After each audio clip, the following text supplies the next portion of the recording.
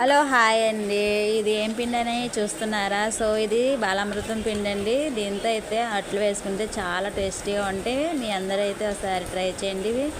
అదేవిధంగా ఈ పిండిని అయితే నేను హాఫ్ అన్ అవర్ ముందే నానబెట్టానండి. నానబెట్టడం వల్ల అయితే అట్టు అనేది చాలా అంటే చాలా టేస్టీగా మెత్తగా ఉంటుందండి. సో నేనైతే గ్యాస్ పైన పెనం అయితే పెట్టేసుకొని దాని మీద అయితే ఆయిల్ లేకుండా అయితే వేసేస్తున్నాను చూడండి. అట్టేలా వేసేసి దాన్ని చక్కగా కాలిన తర్వాత అయితే రెండో వైపు తిప్పుకోవాలండి. లైట్గా ఆయిల్ వేయండి. సో రెండో వైపుకి అయితే టర్న్ చేసేసుకొని తీసేసుకుంటానండి. చూసారుగా చాలా సింపుల్గా అయితే అయిపోతుంది. తినడానికి కూడా చాలా టేస్టీగా ఉంటుందండి. అలాగే పిండి మొత్తంతో కూడా మనం దోశలు వేసుకోవాలి. చూసారు కదా, చాలా టేస్టీ దోశలు అయితే అయిపోతాయి.